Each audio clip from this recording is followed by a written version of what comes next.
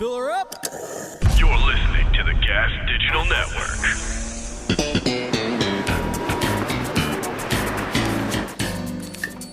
All right, Jenny, you're going to do the intro today. Welcome to Gomez Watches Seinfeld with your host, Louis J. Gomez. And me, your co-host, Jeniece E. Gomez. I liked it. And that's it. Yay. I didn't mind it. It's better than I was going to be. I like the fact that you use your sexy voice. That's good. Well, we're here back. Another episode, week 2. Gomez Watches Seinfeld. Jeniece, I think you avoided all of the feedback last week. My life has changed. Let me tell you. I'm ugly. Who knew? Well, we all did. I'm pretty big. I didn't know. But I thought you didn't read any of the feedback. No, there's actual trolls out there.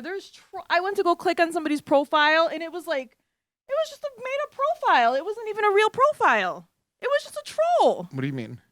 It was just I don't understand. And people were like, "Oh, this sucks." I'm like, Jenny, nobody has to watch it. Listen, stop. Okay, first of all, this is the problem, okay? You're not used to this world, and I am. So it's very indicative of the way this works, right? So we have, and I mean this, I've never gotten so much positive feedback on any project that I've ever done. The percentage of positive comments is like 99%. Hell it is yeah. crazy. If you look at the YouTube comments, go to the last episode on YouTube, it is just, we love it. Jenny's great. Jenny's awesome. You guys are great. Love the dynamics. So different than anything else. All of this positive, incredible feedback. And then you focus on like 10 people. 10. There's like 10 people who said shitty things. And then 25 who liked it. And she deletes her social media. She goes private. She fucking. I'm in a podcast war. This is wild. Are we gonna After get in, 1 week? Are we gonna get into that? I mean, I was gonna avoid talking about this because After a week. I'm fine, and I spoke with Tuesdays with Stories already, and I think I bullied them into not doing their show anymore. They told me they're not releasing any more episodes. But let's talk about it for a minute, because I told Jenny, all right, so Mark, Norman, Joe List, who are very good friends of mine, who I love these guys, the week after we released our first episode of Gomez Watches Seinfeld, I see on Twitter, I started getting tagged in a post that they had posted that they started a show called Tuesdays Watches Seinfeld, Tuesdays Watching Seinfeld, or Tuesdays Watches Seinfeld. Very comparable logo. Obviously a much better show. Obviously a much better show, without a doubt. I mean, the two geniuses that are Mark, Norman, and Joe List. But it was just sort of weird timing that they would release it the week after we released this show. I have to take it as a first strike in a podcast war. What else is? There's no other way to take that except for these motherfuckers want to go to war. All out war. This is wild. You were not happy. No, I was fine. Honestly, I think of it as two different. I mean, over there you got two intellectuals watching Seinfeld. Over here you're getting two Gomez's watching Seinfeld. The polar opposite of intellectual. With some Gomez energy. So yeah, I mean, look, there's something for everybody out there. They swore up and down that their producer named the show and their producer pushed them to release it this week. And I don't like I've never liked their producer, Shelby. He used to be the producer of the Real Ass Podcast. He's a little fucking cunt, which is fine.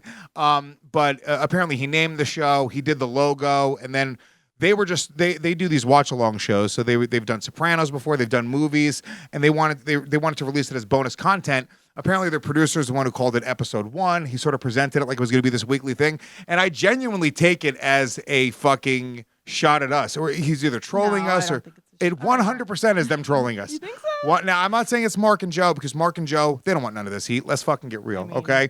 You're going to go up against two Gomez's, buddy. Yo, first of all, I'll let my sister physically beat up both of them. Jenny, you can actually beat up both Mark and Joe at the same time, pretty much with ease. I'm not running from them.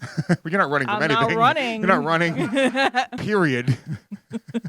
Maybe you might elliptical toward them for 15-minute intervals, but we'll see what happens. They're getting it. We're coming for you guys. Yeah, if you look, you guys released another episode. We're gonna just it's gonna be a sign of war, and that's that. So done. We're that's all we'll say about it. I do love Joe and Mark, and they're good friends of ours. No, you know what I think happened though? I think the feedback on this was actually pretty positive, like you said. I mean, from what you're telling me.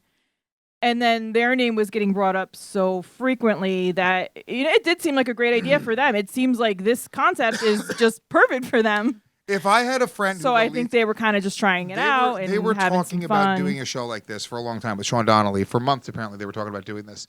And I believe that. I know they're not lying about that. Yeah. But if I have a ton of ideas. I'm nonstop ideas. And if I had an idea this idea was brewing in my head for months. If one of my friends especially released a similar idea, I would go, oh shit, I'm not going to release it. Yeah, it's just, I'm not going to do the show. In the trash now. Yeah, it's as simple as that. And I compare it to, Big J, Soder, and Ari Shafir. They do Sixth and Jump, which is a 21 Jump Street reaction show. Very similar to what we're doing here. They initially started it, I think they even recorded an episode, as a Sex and the City reaction show. When they found out that Ian Fidance had a Sex and the City podcast, they just bailed on the idea because being original is important. I don't know. That's one of the only things we have. Like comedians, if somebody did a similar joke to you, you would call that comedian up and be like, hey, just so you know, I do a similar joke. When did you write it? Have you recorded it on anything? And you work it out, and one person essentially moves forward with that joke. I wouldn't even go through all that effort. If somebody else has the idea, it's in the trash. And I got to be honest with you, I'm a similar way. I don't want it anymore. I want to be original. Keep it. I want to be original. So I hope you succeed with it. The reason that, and look, I do love Joe and Mark, and I'm not taking, I'm not even taking any shots, and I don't think that they're being malicious in anything that they do. So. But I would be lying to you if I said that I was not genuinely annoyed when I saw that. Like I texted them both. I was like, "You're both cunts." I was like, I became. I didn't think of it as annoying. I was surprised. I was surprised that I was shocked. I was shocked and appalled. Seasoned as they are, and consummate professional. I mean, they're more so than me. I was just shocked by the whole idea because I wouldn't even rock with the idea if it was somebody else had a similar idea. Well, look, here's the thing. I think we're good. We don't have to actually go to war. Tuesday's Watches Seinfeld. We'll see. We might. We'll see if they fucking back down. Up. If they wave the white flag, we got no problems. Simple as that. Because episode 2 might drop tomorrow, and then if episode 2 drops tomorrow, we're looking silly. if they drop episode 2, get their Patreon banned. No, let me not say that. But I'm just saying, you know what to do. You know what to do, watchers. We're calling our fans watchers. Watchers. The watchers. Yeah, watchers. You know what to do, watchers. Get out there. Get on them, watchers. Shut them down. So, look, we're starting today's show, and you also have another Harrington gripe. What was your problem with Harrington today? God damn it. So, this green screen. Mike Harrington holds a really soft place in my heart because I know my brother is the most difficult human being you could ever possibly deal with. I know this since long ago. And Mike Harrington, I want to help him. I want him to succeed. I want him to have belly fire. I want him to just fucking kill it, dude. And Mike Harrington walks in here. He's trying to hang this green screen. He's got no idea on how to do it. He's wandering. He's like, where's Lewis? I need Lewis. I'm like, Lewis just screamed at everybody in the house. Lewis is watching Seinfeld. Lewis, do not bother Lewis. I did. Because I'm trying to watch. I was like, all right, let me watch it. I watched the episode alone, but then I watch it again and I take notes on it the second time out so I can sort of get a feel for it. And I was trying to set up episode 2 to watch, and everyone's making noise. You're asking me questions. I'm trying to watch it. I'm like, I'm trying to fucking take notes. So I had to hole myself up in my bedroom while everyone was in the living room. And yeah, you're right. Don't bother me at that point. And I was annoyed, and I get a little bit short. When I want things done a certain way, I want things done a certain way. So Harrington was going to come and interrupt my Seinfeld time. So after all of this, Harrington was going to come and interrupt. I said, Harrington, do not interrupt him. I promise you, it's not going to go well. We're going to have a fight. I'm not going to talk to him for a month. There goes our show. Let me come down and help you. Let's see what we're doing down here. Let's see what's going on with this green screen. Harrington has no idea how to hang this up. He's fumbling. He's twisted around. Whatever. So I said, Harrington, we're going to do this. We're going to make this happen because when Lewis comes downstairs, he's not going to want to hear anything about the green screen. He's not going to want to hear any complications with it. He wants to see the green screen hung on the wall, us here ready to rock. And the philosophy that I have is, Harrington, if I offered you $100,000 to hang up this green screen without bothering me, it would get done every single time. It wouldn't even be a debate. It would be up on that fucking wall. So you need to treat every project and every task like you're being paid $100,000, and then eventually, no, you're not understanding, Jenny. This is why you're where you're at, and this is where I'm at. Okay? If you treat everything like it's worth $100,000 or $1 million, you'll eventually make that money. And you put every bit of passion into it, like, holy shit, this is me winning the lottery. then eventually you will get there. No. My thing is, any job worth doing is worth doing right. You give it your all and give it your best shot. So anyway, my biggest gripe with Harrington is not about the green screen. After we were said and done, I did the one side, he did the other side. He comes over now and says to me, wow, my side looks great. And I said, Harrington. So when my goddamn side falls on the ground and this lunatic is screaming in my face, it's your side was great and my side was trash. So Harrington, instead of being a team player. Yes, I said, this is our green screen. Our sides look great. If one side's fall, we're both taking the fall. Why are your glasses fogging up like you're scuba diving? So hot in here. So hot. I'm watching one of your glasses fog up. You're not. There's I'm enraged over the green screen. There's no reason for this. Harrington, you're right about that, Jenny, and I'm glad that you even pointed that out because Harrington should understand it all falls on him anyway. So if one side falls, it all falls for Harrington. You were just helping him out. You're the talent. You don't have to be fucking hanging up green screens here. That's not the way we work. Okay, we walk in, we show up. My coffee's fucking ready to go. My sister asked me for weed. I was like, don't ask me for weed. Make Harrington make sure that there's weed here every week. Yeah. So now Harrington, you got to make sure there's weed for my sister every single week. Every Sunday on the dot. That's right. I like how I'm instilling this confidence to be a dick into my sister as well. And I'll tell you right now, Jenny, you look better this week. I put makeup on. It's 8 o'clock in the morning. I have a full face of makeup for the trolls, so they can be happy. They can be happy. Maybe. They're not going to be happy. It's fine. But you've lost a little bit of weight this week. I'm not eating again for the trolls. I'm hoping they're happier, maybe. It's good. It's good. It's not for the trolls. It's for yourself. I told you that this show is going to change your life for the better. It is. And already this first episode, let me tell you something. The first episode premiered, so high on the iTunes rankings. The reviews were great. We got tons of feedback, tons of people watching the show, tons of people loving the show. So we do appreciate you guys watching the show and downloading it. Please go subscribe on our iTunes right now. If you guys haven't, it's also available on Stitcher. It's also available on Spotify, I believe, Google Play, really anywhere you can get a podcast. Go look up Gomez Watches Seinfeld. Leave us a 5-star rating, a positive review. The reviews definitely help out the show, so make sure you do that as often as possible and tell some friends about it. If you guys don't know, we are reviewing episode 2, season 1, episode 2, titled The Stakeout, which is very exciting. When did it premiere?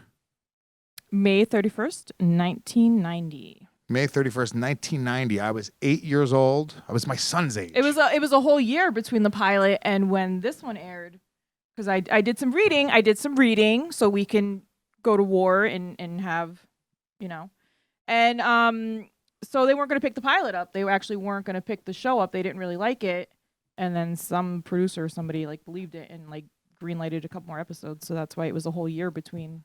Yeah, I found out as well. The entire first season is just 5 episodes, including the pilot. Correct? Yeah. So, we're going to be, getting through this first season pretty quickly.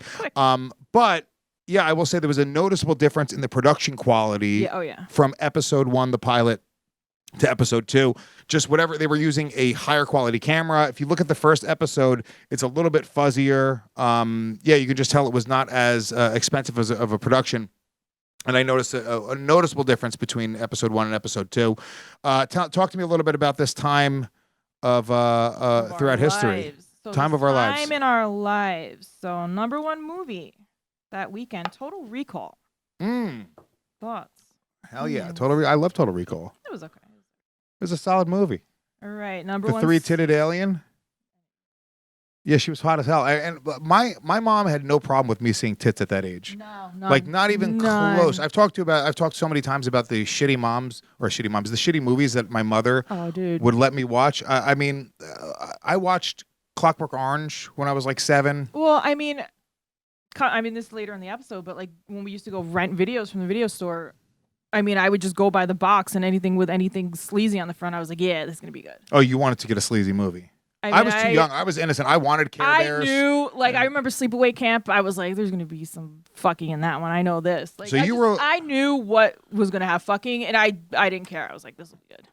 Yeah, well, that was the other thing. So we used to go to ShopRite Video, and it used to be rent 2, rent 1 free. And my mother would rent 2 movies for herself, not considering us at all. No, It wasn't never. family movie time. If we wanted to be there watching this, She rented her movies. you know, this fucking Mickey Rourke rape scene movie. But she did rent us movies. Like, she didn't say, "Oh, fuck off, kids, go play." No, in she dirt." let us Like, take the free one, and Yeah. there was no monitoring of what it was. She just took the box without question. But yeah, things like That's sleepaway not camp. true because I remember I picked up Exorcist and there was these older kids and I wasn't. Now looking back, they were probably fucking with me because I was only about 9 or 10, and I was like, "Let's get The Exorcist," and she was like, "No, no, absolutely not." And these older kids were like, "No, it's good," and I was like, "See, they said it's good," and she was like, "No, you're not watching this."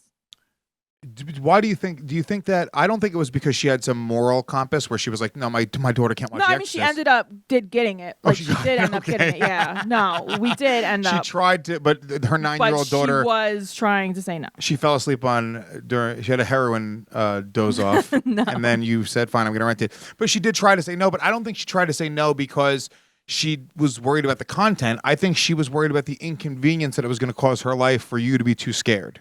Possibly. Possibly. That was that because there was no content issues. Like I said, Clockwork Orange is a famous one that I just remember being 7 years old and watching. I these remember horrible, watching the accused with like playing with my Barbies while the rape was happening and being so uncomfortable and just like looking down at my Barbies like what and just going back like what. And then you're taking Ken and you're putting Barbie over the Corvette. Like 1, 2, 3, 4, pump that pussy till it's sore. Wild. But I do remember that. I remember vividly. The Accused. I remember the rape scene in The Accused. Like it was, and I was 2 years younger than you. So Yeah. The rape scene in The Accused, I watched it recently again to see if it was still jerkable. It's still, yeah. It's Yeah, very wild. jerkable Very still. Great, yeah. And it's a really long rape scene. It's such a long long rape and scene. It's such a long rape scene that you're like, at one point you're just like, how are they not getting tired of raping this poor girl? They just keep going in that fucking movie. You want to know what's funny is I remember one of my friends was at the house too. I'm not going to say which one for anonymity reasons, but You could say her first name, but I'm well, going to know who remember, it is. and Carrie was sleeping over that night. She must have been watching it with us because I remember the part where the girl runs in. She's like, and no, she doesn't run in. The guy say, "Oh, you want to go next or something?" And she kind of like runs out of the bar, and Carrie was like, "No, I would have ran in there and stopped them."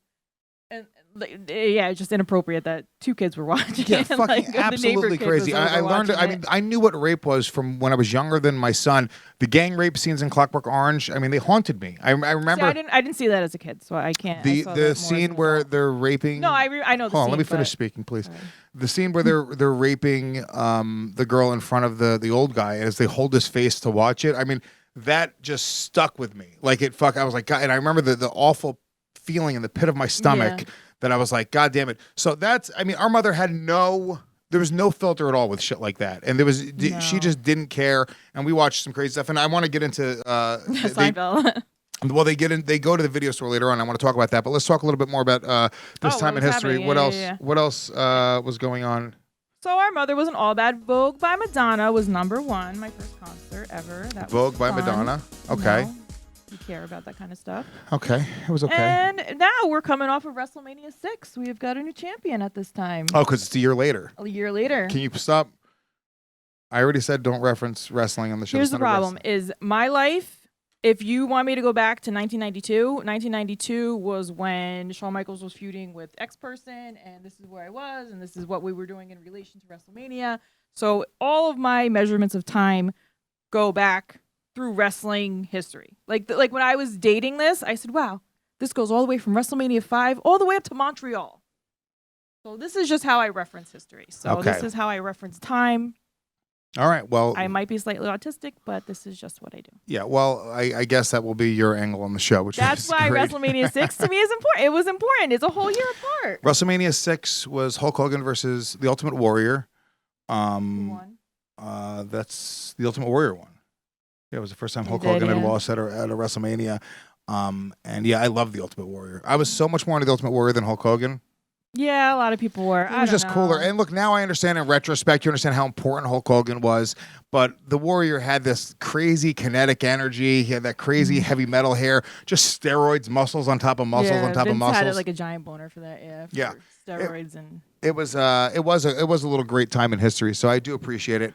So all right, that's it. let's get into the show. What did you think of this episode, first of all? Overall impressions, what did you think of the episode? I didn't love it as much as I loved the pilot. I thought the pilot was actually a lot funnier. I thought there was a lot more laughs per minute. Yeah, I only laughed maybe 2 or 3 times in the episode. So it wasn't super funny. It truly is a show about nothing. I mean, is every episode going to be Jerry trying to get with some chick and then... No, because George gets with chicks and they all get with chicks. It's It's sort of like, I guess, what George gets like hot babes too, yeah. Yeah, so the episode starts out with him doing stand-up. The stand-up in this one was particularly bad. Didn't hold up, not at all. Not a single fucking funny joke did he tell during this episode. But he's just talking about being at the supermarket behind women with a checkbook, and women just love writing checks. And checks aren't very masculine. Like a man thinks of a check as a note from his mom being like, "I promise he can pay." And it's just like that. Remember berries, the humor, the check writing humor, didn't hold up. Can you still write a check at a supermarket today? I don't think you can. Could I just write a check? Because my mother would do that all the time. Do you have a check? Oh, I have a checkbook, yeah. You don't I have don't checks? even own... No, I don't think I have a checkbook. No, I don't know. I'm sure you could, but... My apartment in the city, they only take checks. Because I still have that lease in the city. Yeah. So they only take checks. My landscaper only takes cash or check. I use checks here and there, but I wonder if I could go to the supermarket right now and just write a check. You couldn't. You don't think so? When I used to work there, and this is 25 years ago, you had to have a specially approved like member card. You needed to have check cashing abilities attached to your card. So you can't just walk in there right now and say, "Hey, I want to write a check," and throw it down. Our mother would take her checks to ShopRite. Yeah. And have them cash them. Yeah, well, that's why they did this now. But she would just take her paycheck and go, "Oh, I'm going to buy groceries," give the paycheck, and then they would give her cash back. I don't remember that, but I don't remember ever being able to do that. Yeah. So yeah, it's kind of weird just in general, having checks, writing out a check. I remember I just wrote out a check for like the first time ever in the past few years, like the first time that I really wrote out checks. I was having my assistant do it for a while, and I just signed a bunch for her to do. But yeah, it's kind of funny how like it sort of brings you back. It's very dated. The next scene, they go into the video store. So it's all like just bringing us back to the 90s. Yes, that's what I loved. I did enjoy the video store remembrance. I do have a multi-million-dollar idea of opening up a new chain of video stores so people can come out and rent some movies, get some snacks. Do you think that's a multi-million-dollar idea? I think it would be fun.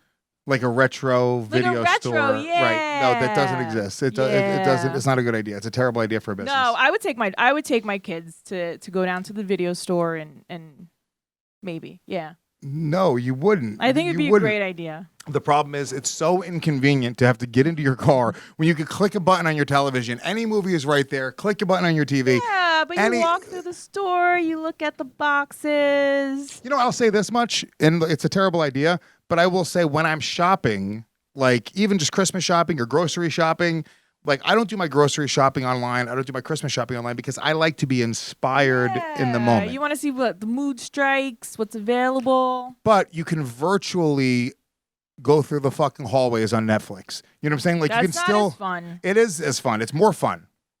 It's way more fun. There's no gas. There's no bringing the kids down to the store. There's no physically having to return a video. There's no penalties if you don't rewind the video. Remember that? That was like a thing where if you didn't rewind the videos, they would penalize you and charge you like $3. Oh my God. $3. Remember we used to have like $85 fees of like late movies? Like it was crazy. Oh yeah, our mother would just eventually steal the movies. I know, yeah. That'd be that. The video games too. We said video games from Blockbuster. Oh hell yeah. We start a new account. Yeah, I actually worked at Blockbuster. That was maybe my least favorite video, or my least favorite job that I had ever had was working at Blockbuster Video. It wasn't fun putting the movies on the shelves. That was my least favorite part of my least favorite job was putting the movies on the fucking shelves. Because what you have to do is you have to take all the tapes, I don't even think there were DVDs when I worked there. I think they were mostly like videotapes, and then DVDs were starting to come out and get popular. This is like 98, 99 maybe. And you would just walk with I have 12 movies in my arm, and I have my whole fucking arm. I have to walk around the store, putting them on the shelves. Yeah, and it was such a tedious, fucked up, boring process. I hated that job. I hated it. I hated any retail job that I ever had in my entire life. Folding up, when I worked at Hot Topic, I hate it. Yeah, I had to fold shirts. Garbage. I cannot fold shirts. So I would fold shirts at Hot Topic the way that I fold my shirts now. I just like fucking sloppily fold them all up.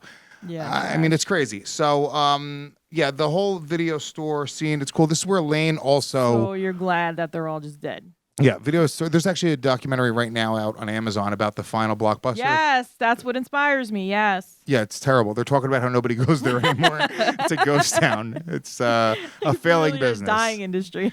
But this is also where Elaine first shows up on the show. Yes, I called this one the Elaine episode in my head. I was calling it that. I like it. We can name the episodes ourselves, which is the great. Elaine episode. So, Elaine, what do you think of her as a character? I think first of all, Elaine's hot as fuck. Elaine's a total babe. Elaine, first of all, she's adorable. She's funny. She's cute. She's smart. Love her. Total babe. I got no problem with Elaine. I love the female energy she's bringing. She's a female and can still like laugh at that, like being a crazy female though. She's a crazy female but can still laugh at like just being a crazy woman, which is awesome, and I love it. And I loved her energy, and I loved her, and I thought she was just cute and funny. So we find out that Elaine is Jerry's ex in this scene, Yes. and they're just buddies now, which is hard.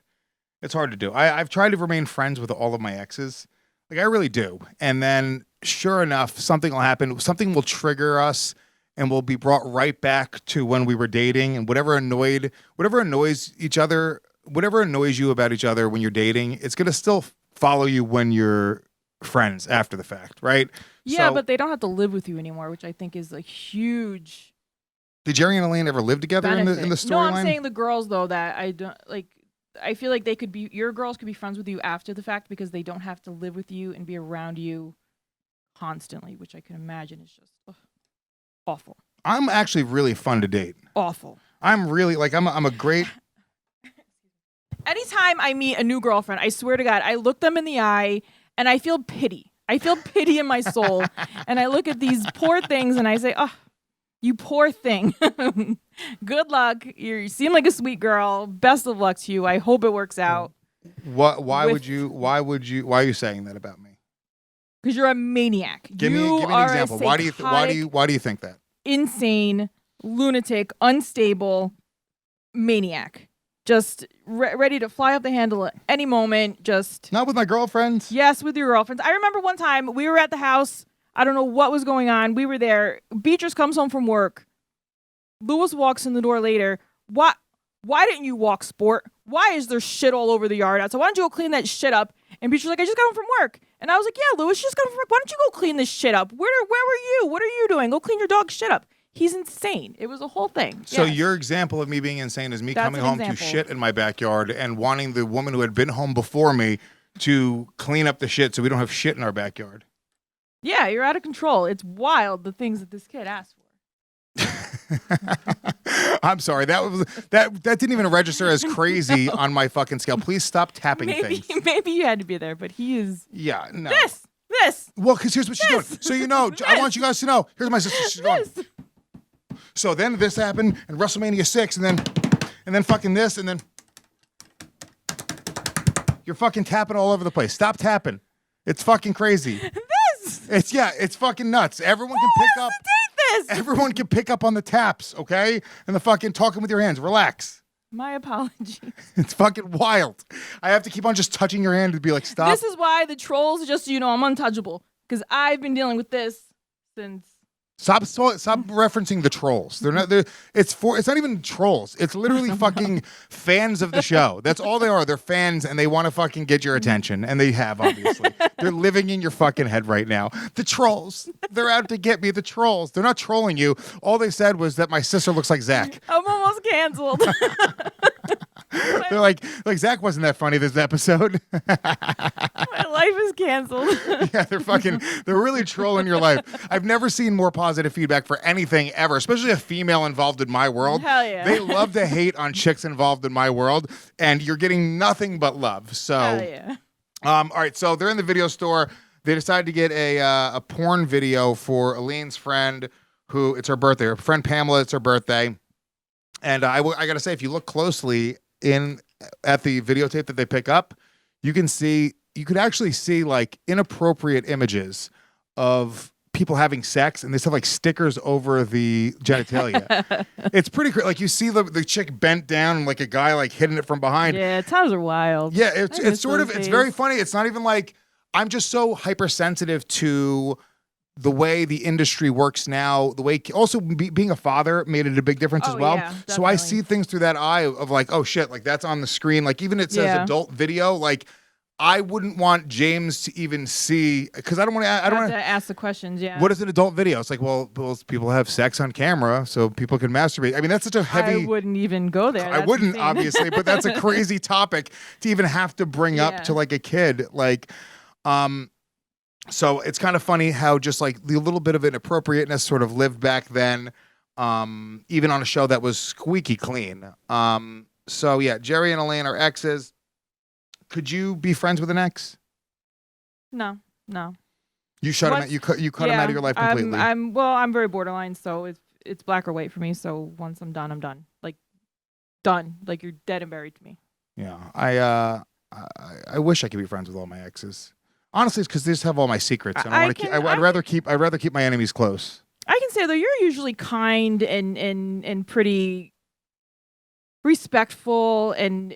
You know, I don't hear you talk shit about your exes. Like, you still love them as a person. It just didn't work out. With most of them, I can say that. I don't really have, like, hard feelings. I have one ex who I fucking hate, and if I saw, I would run in the opposite direction because she's that fucking crazy. Yeah. But literally everybody else that I've ever dated, like, I do, especially, like, as I've gotten older, I got a lot of love for them, and I do wish them the best. This is sort of a theme throughout this. I think it's more about them. They can't be friends with you. Yeah, I think I'm difficult to deal with, and whatever it is, I do things that will sort of trigger their rage. But that's a theme in this episode is Jerry and Elaine sort of dealing with the dynamic of being friends after they had dated. Yes. They go to this party. It's Pamela's birthday party, and Jerry meets a chick who he's really attracted to. We later find out that her name is Vanessa. Way hotter than the chick in the pilot. Who's the chick? Who was the chick in the pilot again? What was her name? Laura.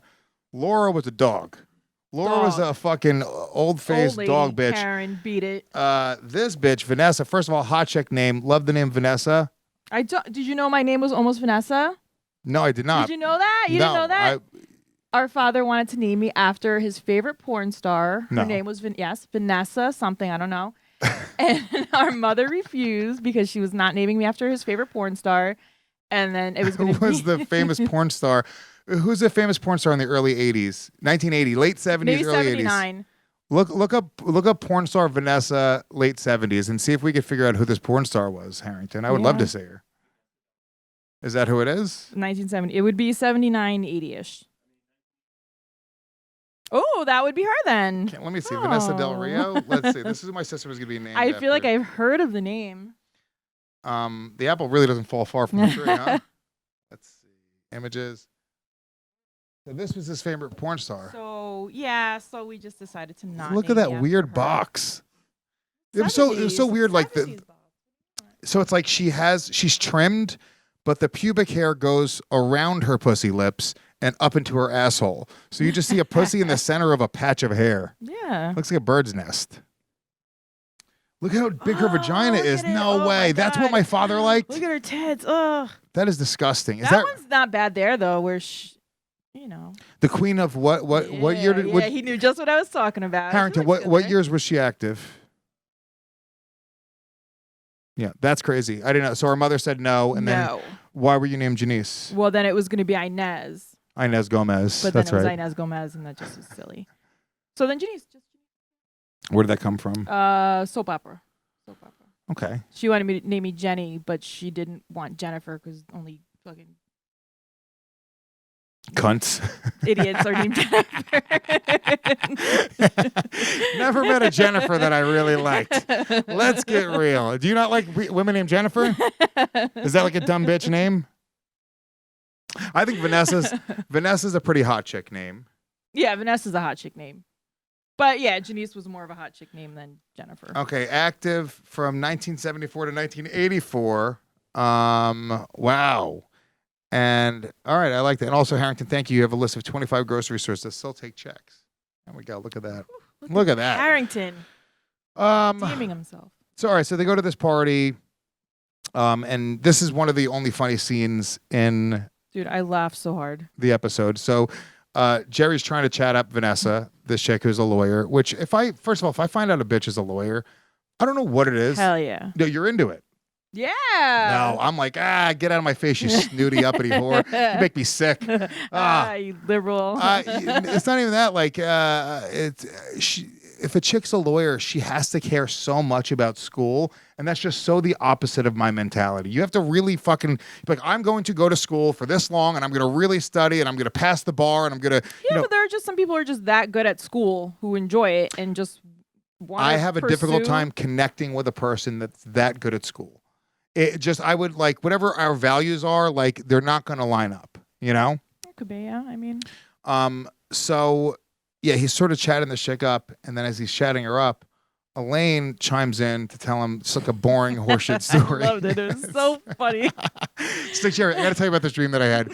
And Jerry's having an inner monologue in his head. Having a beautiful moment. And here she comes with He's talking to this chick. And so he starts having an inner monologue in his head. So Elaine's talking to him. And he's so like, funny. okay, I got to pay attention to Elaine now.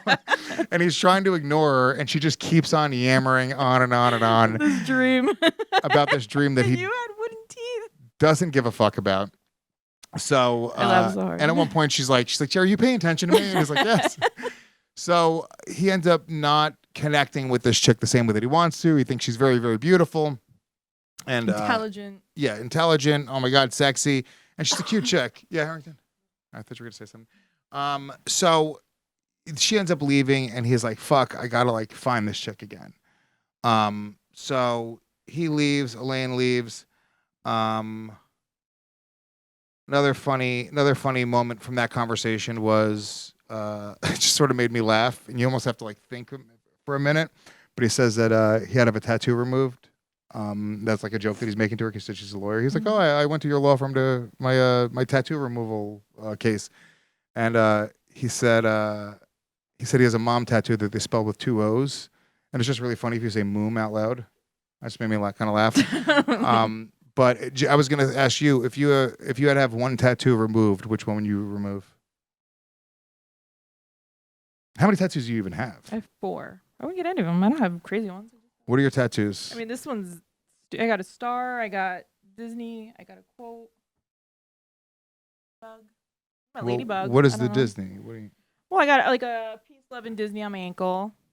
I don't know. I wouldn't get any of them removed. I wouldn't get my tattoos removed. And what's the quote that you have? Loneliest heart to survive.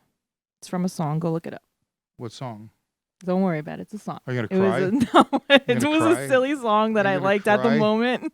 What is the song? Oh, am I gonna cry? Describe Onward. Yeah, I'm not gonna describe Onward. Describe Onward. They've already seen me cry. Okay. Describing the last scene of Onward. Okay. Okay. And I challenge anyone in the world to go describe the last scene of Onward and not cry and not break down. Maybe you have to have a dead father. God, and an older it's brutal. sibling. It's so bad. It's a nightmare. It's a goddamn nightmare. I fucking think about how my sister was my dad. It's a fucking nightmare. I was, yeah. You were my dad. Yeah. So you wouldn't have any of them removed? No, What's your removed? worst tattoo? I think this is my worst one. This was just. Yeah, that's trash, terrible. yeah. It's one big blue star and then. It had shading before, and I had them fill the shading because the shading was trash. Yeah, it's a trash tattoo. Yeah. It was my first one. I got a lot of trash tattoos, but I feel like trash tattoos they're like little memories for where you were at psychologically. Like this is my worst tattoo. This right here, it looks ridiculous. like a lobster claw, but it's really a flame. Yeah, it's if you look at it like that, it's a flame, Harrington, but it really looks like retarded lobster hands. It's always a lobster claw, yeah. And in fact, I was going to name my first comedy album Lobster Fire, and that was going to be the logo for it. But I decided not to. All terrible, yeah. All terrible. So this tattoo is really bad. Me and my ex-girlfriend Alex, who I wrote the poem about, famous Legion. Go look up Legion of Skanks. First of all, this girl had the personality of drying paint. I mean, she really watches this show. No, did she? Oh, yeah, she's beautiful though. Yeah, she's beautiful. She was hot. Yeah. She doesn't really watch the show, but I think it's hilarious. The personality, oh my God. She was young. She was like 18 years old when I dated her. We got the same tattoo. She got it on her ass, and I got it on my wrist. And this is the worst tattoo I think that I currently have. my first tattoo ever, I had a tattoo that said Lou Dog on my arm. Yeah, that was pretty bad. And nobody ever called me Lou Dog until after I got it, and it was just sarcastically to mock me. Like, all right, Lou Dog. I've never heard you call Lou Dog in my dork life. loser. So that tattoo, I had it covered up. But this tattoo, in a weird way, like I would get it covered up, or I wouldn't have it removed. That's crazy. I like your Les Mis tattoo. That's a good one. I don't have a Les Mis tattoo. I like that one. I have a tattoo that says "On My Own" on my chest. Yeah, for Les Mis. He's a big Because fan. I love Les Miserables. On my own, Yeah. pretending he's beside me. Right, you guys didn't know I could sing like that, did you? All alone. Harrington played music behind this. I walk with him till morning. I'm kidding. He's gonna do it. No, I got that when my mother died, actually, because I was truly on my own. Yeah. Even though I hadn't spoken to her in And you had years. listened to the song a lot, right? Every time I think about my mom, I turn on Yeah. Les Miserables. Okay, so moving on. Let's see here. Okay, so they're in the car. Elaine's bitching about Jerry not paying attention to her story. And, that's that. So I thought that was the funniest part of the whole episode. That was the only time where I really laughed out loud. There was another part too, I'll tell you later, but it was a funny joke that kind of stood out to me, but it didn't make me laugh out loud. yeah, that was one of the only parts that that I laughed at as well. The second stand-up part, he's talking about the idea of platonic relationships, and he says that Plato came up with platonic. Is that true?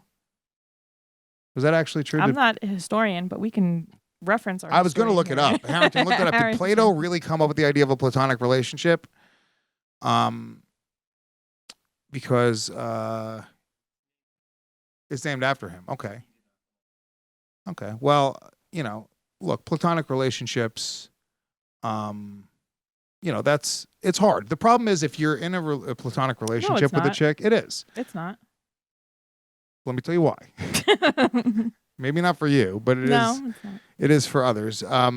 Because if you're in a platonic relationship, I mean, if you become truly best friends with the person of the opposite sex, I mean, all that's separating you from being like lifelong soulmates and lovers is the sex. No, it's not. I've had my best friend pull their dick out, and I'm just like, oh, we're doing this right now? Okay. Really? Yes, we're doing that. Yeah. You sucked it? Yeah. I mean, You what are you whore. going to do? It's your best You friend. whore. And you're like, I didn't know we were here. All right, cool. Let me say something. And then things became all awkward, and then you kind of don't even really want to be friends anymore. You're like, what the fuck was that? So yeah, don't fuck your shit up with your best friends. No. Well, that's the problem You can be platonic. Guys are never really looking to be platonic. That's the truth. Okay. No. Any guy in the world, if you're a female listener to this show, if you have a guy who's a friend, okay, and you think he's truly a friend, just offer to suck his dick. Just be like, hey, let me suck your dick right now. And we'll see how close No, to platonic. I'm not See how close to platonic friends you guys are, because 99% of the time that guy's gonna pull his dick out of his pants and get his dick sucked. Here's my thing. Yes, I agree with that because men are just animals. But if you don't introduce the sex into the platonic relationship, if the girl is able to just say, hey, we're going to just stay friends, buddy, back it up, that's fine. Once you introduce sex into the platonic relationship, then the relationship's no longer platonic. It's gone to shit. You're not Well, best it can friends be anymore. platonic after the sex. It just- right. Because what I'm saying, like, all right, I'm friends with my exes and we've had sex, but I think I can be platonic friends with a chick if we've already gone through the whole rigmarole of being in a relationship. So I can like me and any of my, let me finish my point. Yes, I'm making a point for me. You cannot tell me no about me. Okay. You're silly. I can, if we've already sort of been through and I see that it's a bad idea, I know where it goes, I can then go be friends with this chick and genuinely be friends with this chick. I can talk to her about her current relationship problems. I can talk to her about anything that's going on in her life. But I think I already have to go. And I'll say this right now. If the girl that I'm dating now is listening to this, if I ever pull some horseshit where I tell you that I'm friends with some chick and I haven't already dated her in the past and gone, like I can be friends with an ex, but if there's just some new chick, some hot chick that comes into my life and I'm like, oh yeah, that's my buddy. Platonic friend. No, that bitch, let me tell you something. Do not trust me. I'm just saying. Trust nothing that I say. My point is, you're going to fuck things up with your best friend once you introduce sex, because then you guys, I mean, maybe it will work out. You guys will be together and fall in love and just go off into the sunset. It's been my experience that the friendship kind of falls apart after you ruin it with the hookup. Sucking his dick. With the hookup. So Did a guy really just pull his dick out one day? live and learn. We were talking about stories from when we were young people, right? You and the guy were. Yes, we were young people. Okay. All back young. This is all when we were young, making stupid, idiotic decisions. She said young 7 times, so I feel like this was not at all that long ago. This was definitely in her Not that 30s. It's not. There's no questions asked here. You said young so many times, I just don't buy it anymore. Yeah, well, you didn't make young mistakes when you were young and fuck up your friendships. Stop saying young, please. Okay, so moving on. Next scene, we meet Jerry's parents for the first time. Now, my understanding is that Jerry gets different parents. They hire different actors later on. Did they? I don't know. I don't know. I have no idea. But I did not love the dad or the mom. I didn't love the dad or the mom, but they're famous though. They're famous people. I was like, I should look these guys up, so I should know something. I just didn't. Whatever it was, the relation. They didn't feel like they were really his parents. You know, it was like they didn't. I don't think they hired other parents. I think those are his parents. I think George's parents are somebody famous. It ends up being whatever Stiller, Jerry Stiller. Yes, is that's George's what I'm thinking parents, of. Okay, yes. Which is, but I think they hire somebody else to play Jerry's dad maybe later on. It didn't feel very natural. The relationship and the banter between the parents. I feel like they were trying to introduce more characters, and they were trying to paint this other picture. I didn't even think they needed the parents in this episode. No, I don't think so. It was just, they were sort of there. Yeah. I guess, all right, so the idea was, all right, we didn't even say this before, but Jerry agreed to go to Pamela's birthday party with Elaine if Elaine came to this wedding with Jerry, which is also very weird. Actually, I mean, I had almost the exact same situation happen with Kim. When me and Kim broke up, we were cool, and I invited her to Sal's wedding as my wedding date, which is, I think you can do that. That's fine. But it is a little weird to go to a wedding with a date if you're not banging them. No, I don't think it's weird. When you're at a wedding, you want to fucking get laid. You want to like snake off and finger bang. At a wedding? Who doesn't want to get laid at a wedding? They made a whole fucking movie about it. Wedding Crashers. Oh my god, stupid idiots! You want to go to a wedding and smoke some pot and eat some food and have some cake? Hit up the open bar. Listen, trolls, leave her alone. She just wants cake. Okay, leave the girl alone. Smoke pot and eat some cake. She just wants to have some cake. What is the problem Maybe here? a fish dish. Maybe the beef. Who knows? I definitely don't want to fuck at the wedding. That I know. I guess maybe that's like you. You're also sort of an asexual person. You're not like yes, I am. Yes. You're not like a hornball. No. You know what I'm saying? Like if I'm at a wedding, like I'm scoping out every bridesmaid. I'm fucking making flirty eyes with all the chicks. That's just, like, that's you in general, though. That's you living your life. Especially if you're like staying over. It's not like a one-day wedding and you're going to be in a hotel room that night. Like, yeah, and I've never hooked up at a wedding in my life. I in my room and eat some room service. What are you doing? What, I had cake and an hour later I need room service dinner now. Time. I mean, it's obviously. The wedding's over. Yeah, no, there's something kind of like hot about prowling for chicks at a wedding. It also puts like the idea of love is in the air and just there's like a sexy energy to a wedding, right? And I think that's for women too. Okay, maybe that's the difference because I walk into a wedding and I roll my eyes at the whole thing. They're reciting their vows and I'm like, okay, yeah, your love's never gonna change. All right, cool. Like, yeah, maybe that's the difference. Because I don't walk into a wedding and say love is in the air. I say, oh, this is. I do. I walk in. This is a silly waste of money for. Any wedding that I've been to, I almost cry during the vows every time. I go, and I do that like weird breathe inhale thing where I'm like,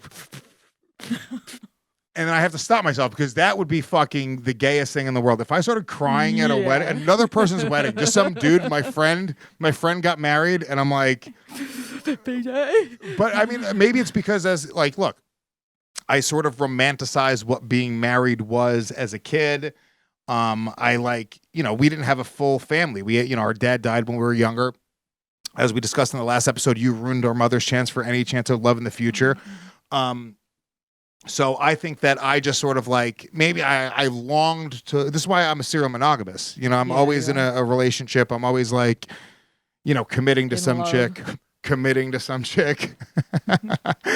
But yeah, I swear to God, every time I'm at a wedding, I get a little bit like, that's nice. They're going to love each other forever. Oh my God. They're going to love each other. The last wedding I went to, they were both 20 and like, nothing will change. I promise. And I was like, all right. Let's see. Phil Burns played Seinfeld's dad in this episode. He was recast as Barney Martin. Seinfeld's mom was not recast. Thank you, Harrington. So later on, we're going to see who his dad was. Also, I took a little counter just because this is the whitest show I've ever seen in my entire life. I did a minority count. Minority Report. Yeah. Yeah, Jenny. Hell yeah. Not bad. Our minority report, I got the entire episode. I saw one black, one Asian. That's it. One black, one Asian. A black and an Asian. As they're walking through the hallways. Later on, Jerry, we'll get into when Jerry goes to meet Vanessa, but they were just sort of walking the hallways just in the background. All right. Well, they're out there. We know they're out there. So, the dad, all right, so Jerry's talking to his mom and his dad about why him and Elaine broke up. He says they fought a lot and they were lacking physical chemistry, which, I mean, let's get real. You need physical chemistry. Yeah. I think it's all sort of built off that, right? If you don't want to fuck your significant other all the time, I don't think it's going to work out, I mean, not all the time, but enough. What is too much? Because I've had girls that I've debated this with. Like, I mean, I need to get laid, and I mean this, at least once or twice a night. That's way too much. At least once or twice a night. Too much. In the beginning, it's a lot, but usually, like, women, they get sore and they start fucking, and I feel so bad for my new girlfriends because we end up having a lot of sex. We end up having a lot of sex. They can tell they're sore, and it's just like, yeah, it's not. But and it has to be sex. You can't just say, "Here, get out of my sight." What was that? Yeah, the hand job. I can't just a hand get job? you out of my way. Yeah. No, not a hand job. Maybe a blow job. But even then, I sort of feel. Yeah, but who wants to suck your dick for the third time tonight? If I'm getting my dick sucked, I mean that's a lot. Who wants to jerk off for a third time tonight? Wouldn't a woman rather just lie there and get fucked? No, then leave me alone. You fucking have to use all that arm energy. No, go watch your VR porn. Beat it. Twice a week. Twice a week. This is why your marriage is failing. And I mean this. Yes. You're only banging your husband twice a week. It's why your marriage is failing. It's why you're not in any hurry to lose weight. It's because you're taking your clothes off minimally. If you were, like, for me, like, I'm seeing my girlfriend on Monday, like, right now, I'm like, all right, the next 2 days, there's no fucking sugar, there's no bread, there's no nothing, because she's got to see me naked. You got to keep yourself hot. I guess so, but. Yeah, twice a week is too little. I had an ex who was like, yeah. Twice a day is too much. I had an ex who said 3 times a week. And I was like, I said, are you fucking crazy? I would tolerate 3 times. If you start asking for 4 or 5 times a week, you can beat it. No, you can get out of my sight. Every single night. Do you not live a life? Do you not work? Do you not have a child to take care of? Yeah, I got all that. I'm just saying my libido is wild. Like my libido, like I'm always ready to rock. That's insane. This is a strange conversation for me and my sister to have. I just realized how fucked up this conversation very publicly. Yeah, I mean, look, twice a day. Twice a day. Hey, what if you're on vacation? You and your husband go on vacation. God bless you. Once on the whole trip, we're good. We are golden. I'll give him a hand job in the water. More That's than happy. Get the fuck away from me. But your husband doesn't try more than that? We're happy with that. We're fine. You think he's happy with that? I think he's more than happy with that. You think he's happy banging Maybe. I don't know. Yeah. The trolls are going to let me know. They're going to let me know. Stop saying the trolls. They're going to let me know. Stop saying the trolls. They're not trolls. They're definitely going to let me know. No, twice a week. I'm just curious. Can I ask Harrington? Am I allowed? You can do whatever you want. You're the boss. Harrington, what do you think? Honestly, I'm just curious. I just need a third person's perspective here. Okay. See why. Harrington, what do you think? Twice a week? What is for you? No. In a relationship, you're married, you and your wife. You've got kids running around. Okay? You're working 2 jobs. You're tired. You get home. You guys are poor. You're Mexican. You're poor. It's fucking. You're in a real shithole. Nothing's going good in life. You're barely surviving. Okay. Right? How many times a week do you want to fuck? At that point. How many times do you want to fuck? Before you even answer though, let me. I know what you're gonna say. At that point, that's all you got. Every fucking day. If things are going well and I'm going on ski trips and I'm fucking renting jet skis and I'm buying Audis, I could probably afford to not get my dick sucked once in a while. Once a whole day. You should be banging every night. Wow. Every night. Okay, your glasses should be fogging up All because right. your husband's making you hot and bothered, not because you're podcasting in a basement. I'm gonna let you guys know how this goes this week. You're gonna bang him every night. That's my goal. All right, Once a day. I love it. He's like, get off me, Jeniece. What's gotten into you? He's gonna go punch Lewis in the face and be like, keep her away from me. She's out of control She's right a now. savage. You literally My dick is red. walk home to him tonight and don't even say a word. Push him down. Start blowing him. Right. No. Yes, this is it. His eyeballs are gonna pop out of his little Mexican head. Stop. Okay, he's gonna be through the roof, and he's gonna treat you better. He treats me okay. I'm fine. We're good. I'm just saying, like, I'm not saying We're that your best husband friends. doesn't. We're He's great. awesome. I love your husband, but the reality is that, in my opinion, that's probably one of the most important things in a relationship is having sexual chemistry. Fucking twice a day. You stop focusing on the twice a day, once a day. Once a morning. I like morning sex, to be honest. Now it's got to be once when I wake up. Usually, here's the way I'll do it. At night, in the beginning of the relationship, it's before we go to bed, we bang. Then in the middle of the night, I'll wake her up for one. Oh my God. Then the next morning, you got to get one more in before you say your goodbyes. Okay. Fine. That's your husband's dick right there. That's the effect I have. Well, you know.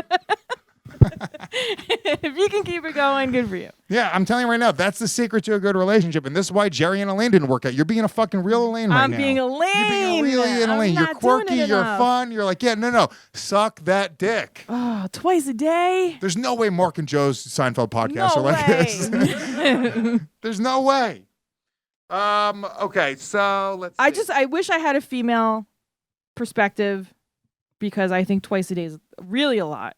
Okay, well, guys, That's please, just my opinion. in the comments, let us know if you think twice a day is too much. I mean, once the relationship, is... That's what the point I was going to make.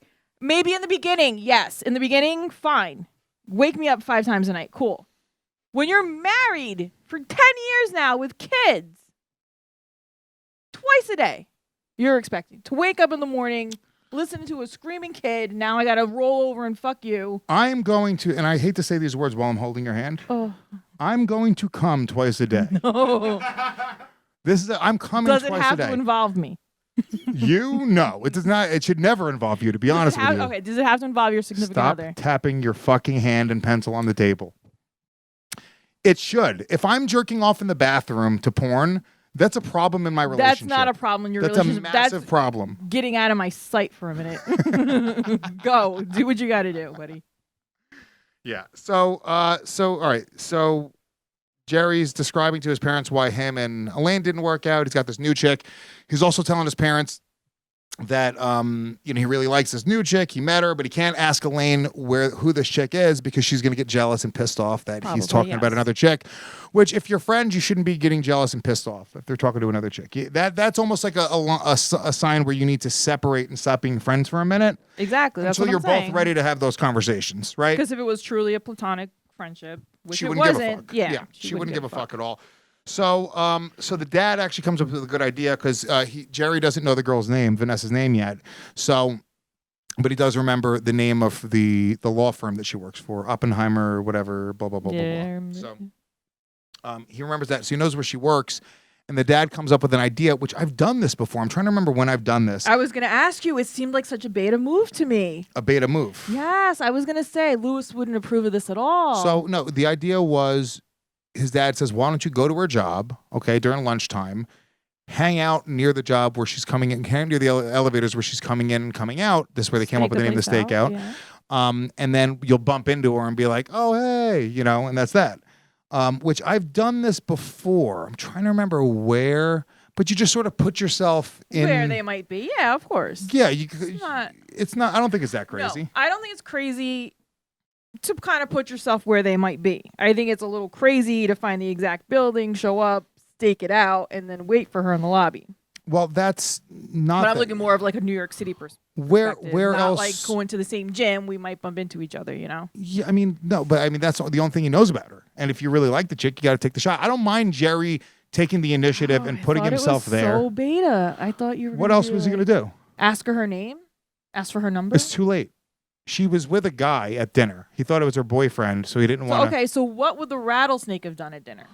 At dinner, I mean, Because I could not see you showing up at this point in your life. I could not see you showing up at a building, staking it out, and waiting for some chick to show up. I could never see that in a million I years. don't think it's that crazy. If I really liked that chick and I really was attracted to her and I wanted to bump into her again, and that was the only way that I could figure it out, I would have probably just asked Elaine. I would have been like, "Oh, what's that chick's name?"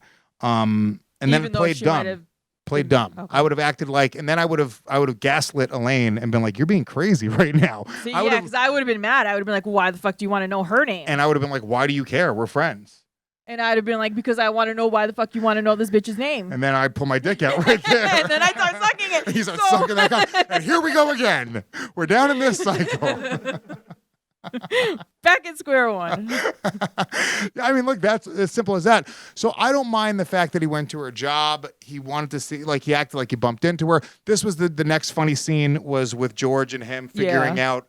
And that's actually my problem is why does Jerry bring George every time he's going to go meet a chick? So far, 2 for 2 episodes. Jerry's going to go see this chick. Let me finish. Jerry's going to go see this chick. And then he asked George to come along and hang out for some reason. The same thing at the airport. You're picking up a chick. You're trying to fuck this chick. What you're doing is you're sending a message that you actually don't want to fuck because you're bringing a buddy along. If I showed up for some chick, right? I heard this was on the radio the other day. I was in the car driving, and Ryan Seacrest has like a call and advice show, and the chick was like, I really like this guy, and we met once, and now he hasn't called me back. And then he was like, Ryan Seacrest was like, "Oh, tell me a little more about it." He was like, "Well, we met for lunch, and I brought my roommate, just to." And then the girl on the radio show was like, "Yeah, safety in numbers." And then Ryan Seacrest was like, "Well, that's the problem. Like you're sending him a message that you're not really into it. If some chick brought a friend on a date or even just to meet me or just to whatever it is." I bring the friend. That's like the neutralizer. You bring the friend to let him know, listen, nothing's going to happen. Like, yeah. If you let me know nothing's going to happen, like, I'm going to move on and not call you.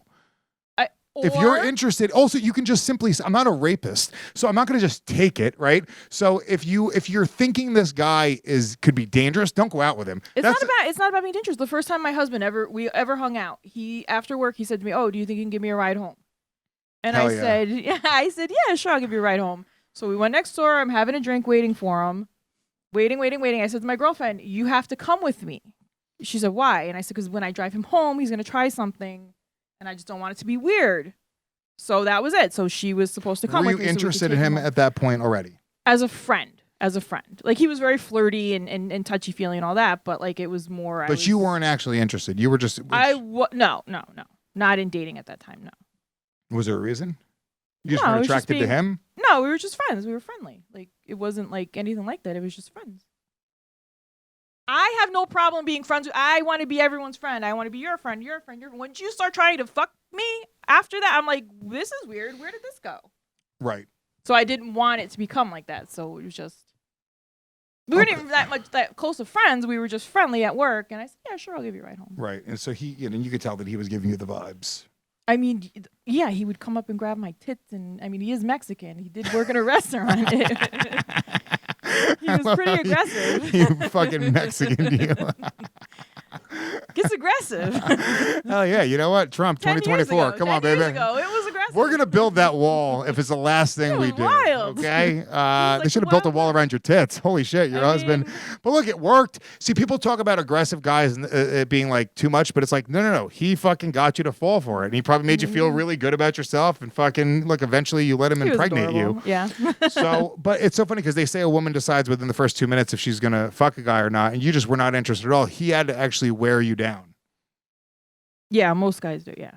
Yeah, but that's because you're asexual. Yeah. So even if you see my sister, things you got to realize about my sister is my sister, because she's so unconfident, and so shy, she would do this thing, and this is from my childhood. This is like for as long as I could remember. She would in the fourth grade, she had a crush on this guy. I won't say his name, but he was definitely gay. Like we all knew that this guy was gay, gay as a fucking Christmas tree. Also my best friend. Also we like the same bands. Also we went to concerts together. Also just my best friend. Fourth grade to like the eighth grade, she was best friends with this guy, but she was in love with him. And this guy was a straight up flaming homosexual.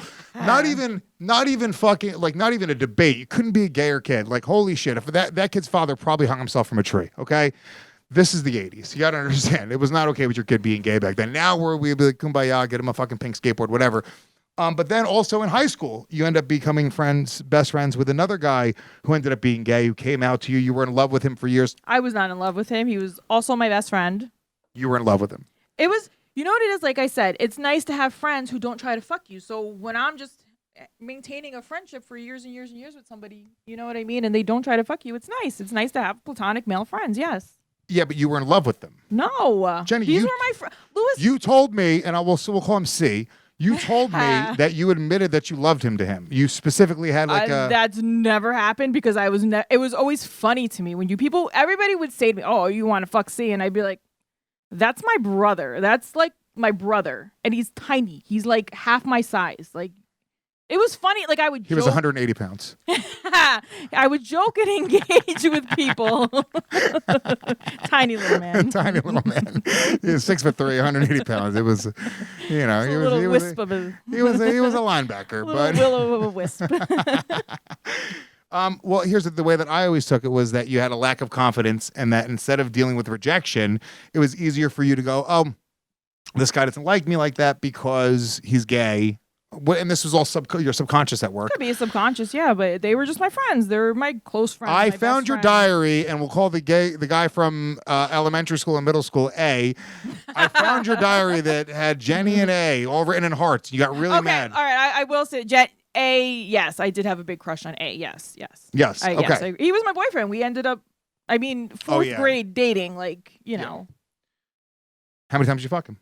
Not like twice 4. a day. Not twice a day. Like 4 2, times. 3 times a week. That's it. And that's why it didn't work. That's why I became gay. You turned that boy gay. So yeah, George brings him, and they're having a funny conversation about. Oh, that was my point I was going to make. So Jerry, he's not trying to fuck Louis. See, that's your problem. Is you would have shown up. You would have been like, you want to go on that stairwell over there, and I'll just fuck you real quick. Yes. Jerry's not trying to do that. Jerry is going, hey, George, oh, we're going to lunch. Look at this girl here. Oh, my God. Jerry is playing a long game. This is why Jerry doesn't get any pussy. Jerry's playing a long game. Jerry's trying to date and fall in love and get married. That's crazy. I would have been like, that lawyer bitch, I would have eaten her asshole in the stairwell of the Oppenheimer building. That's the problem. See, that's why he brought George with him. I remember one time I went on a date with a lawyer when I was like 22 years old, and she was older. She was like maybe 28. It was when I was selling comedy club tickets. I used to always convince girls to hook up with me when I was selling comedy club tickets, like while I was selling them. And I convinced this girl to go out with me, and she never smoked weed before. And I got her stoned. She was fucking so high. And then she agreed to fuck me in a bathroom at this restaurant that we went to. And it was just like such a fucking hilarious experience. It's like she was wearing her lawyer clothes. She had like a one of those like blue fucking businessy suit skirts. Yeah, and like pulled it up and let you fuck her. No, she had pantyhose on. It was fucking bizarre. It was bizarre. The whole thing was bizarre. But that was my only time that I ever went out with a lawyer. But yeah, dude, even lawyers want to get fucked. No, you just want to fuck. Jerry's trying to date. Please stop tapping your pencil over and over again. It's driving me wild. It's just, I can't explain to you how much it hurts my soul every time you just go. Are you picking it up, Harrington? Can all the audience hear it? Or are they just going, Louis, relax? Apologies, Harrington. All right, so let's see. Moving on. He meets a girl, finds out her name is Vanessa. She's pretty hot. And that's really the last week. It's kind of weird because like the whole Kramer didn't stand out to me at all. Kramer did not stand out at all. He wasn't very funny in this episode, but that was sort of the only funny parts. And to be honest with you, it sort of stops being about that chick. It ends abruptly, very similarly to how the first episode ends, where it's not like there's this big payoff at the end. The end isn't the payoff. It's sort of like the whole story throughout is the payoff, and it just sort of ends with like, what happened? And I'm assuming, and I don't know, but I'm assuming in episode 3, we never hear about this chick again. It was just sort of a little incident from his life, and that moved on. It obviously didn't work out. That's most of this show, I feel like. Yeah, so let's see. They go back to the apartment. After that scene, he goes back to the apartment. He's playing Scrabble with his mom, which I'm terrible at Scrabble. I'm not very good. I'm excellent if anyone wants to play. Let me know. And then Elaine writes Jerry a note saying that she hopes the meeting went well.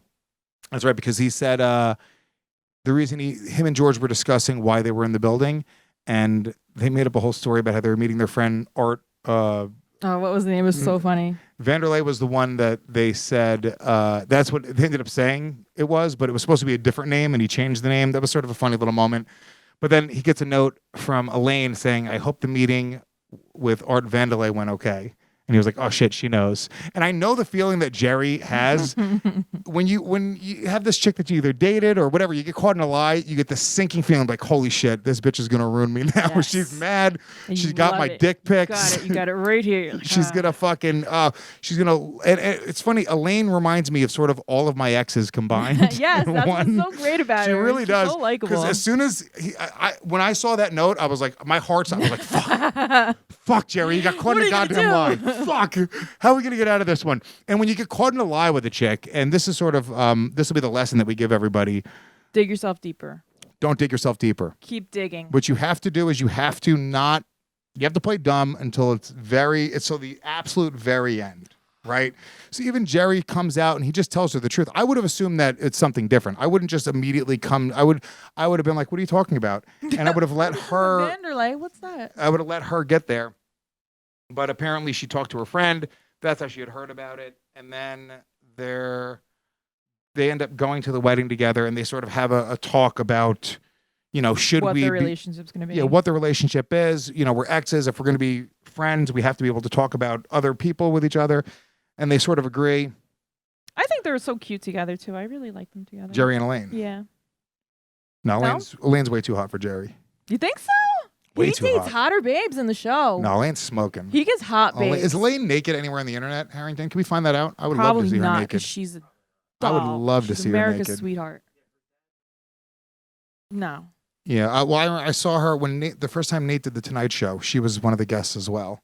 She was so petite and tiny. She's so cute. I love her. She was like, she's really, really cute. I'm way in, all about Elaine. If we can find Elaine naked on the internet, that's bonus points. We'll put it in we'll put a link in the episode description.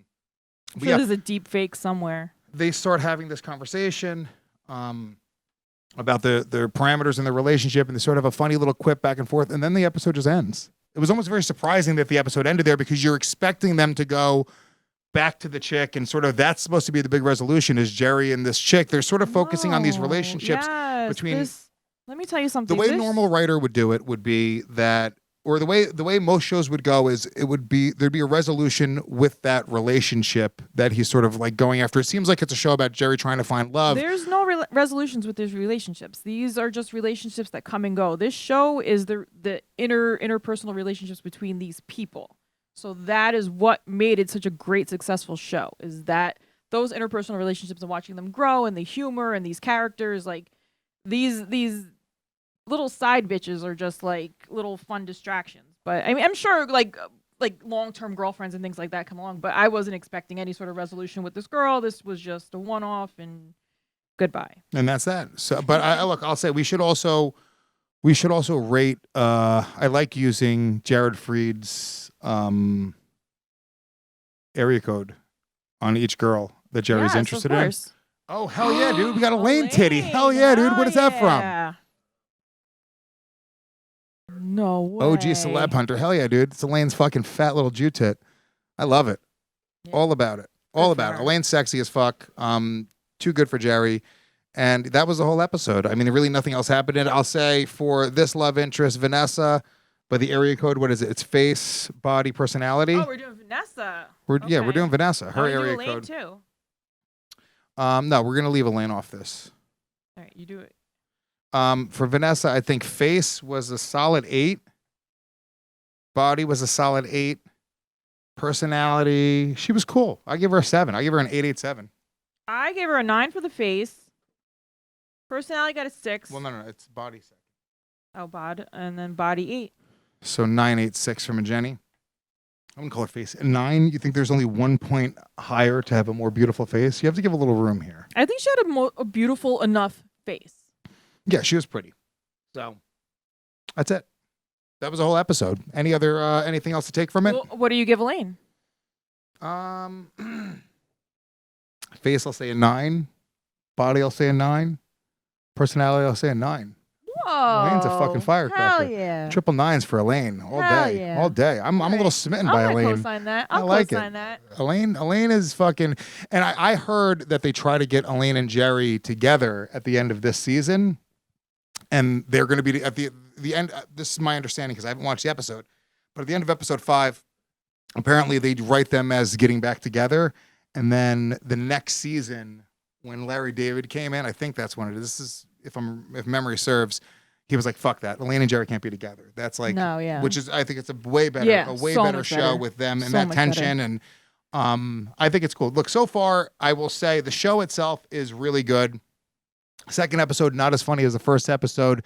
I'm excited to get later on into other episodes because people. There's one episode I saw where Elaine and Jerry are on the couch and they're debating on whether or not they should fuck. And she's like, well, we could take this, what we have here, and just bring it in there. And then leave that there and come back here. Like, it's a really great show. And that episode was actually really funny. I can't wait for you to see that. Yeah, we had a little bit of confusion going into this episode, too, because Amazon, if you guys are watching it on Amazon, they list episode 4 as episode 2 and episode 3 as episode 5. It's a little bit out of order, so I was actually starting to write notes on a different episode altogether, which is not the Undoing, whatever it was. But regardless, we will be back next week with another great episode of Gomez Watches Seinfeld. Make sure you guys go and subscribe everywhere. If you guys want to get the entire show uncensored and ad-free, plus access to all of my other shows, Real Ass Podcast, Legion of Skanks, Believe You Me, 20 incredible shows on the Gas Digital Network. Go to gasdigitalnetwork.com. Use the promo code GWS. That actually helps out this show directly. We get a little bit of a kickback every time you get subscribed for the premium service. So make sure you do that. This is not only a Seinfeld podcast, but this is a therapy podcast for my sister. I'm trying to make her a better person overall. And I got to be honest with you, this week there's a way more confidence out of you. The energy out of you is substantially better. You're not as nervous. You're tapping still and talking away from the microphone, but that's okay. But I think overall, this is going to be a really cool experience for you. I know that you're hiding this from your husband. I think you should tell him about the podcast. I don't know why you're hiding it from him. But overall, I'm very proud of you. I said this last week after the show. I said it on multiple platforms. It's pretty incredible to watch you go from being this legitimately terrified to speak to anybody, human being, to come onto a show like this and to have these conversations, to be honest and to be funny and to be personable. That's a lot. You've always been this person with me and the family. You know what I'm saying? Like, Jenny was always the funny one as kids growing up. But the fact that you are doing this for this, this audience now, I think it's fucking awesome. We do appreciate all of the positive feedback, and we appreciate the negative feedback too. Honestly, if there's things that can be better, we want to hear that they're better. My hair needs just let me know. She's like, I'm working on she's it. crying, cutting her hair in the mirror. I'm stupid. I'm stupid. Putting lipstick on like a crazy person. Whatever you guys need, let me know. All right, but this is it. Episode 2, Gomez Watches Seinfeld. Hopefully you guys enjoyed it. We'll be back next Sunday night, 7 p.m. Eastern, right here on the Gas Digital Network. Thank you. Good night.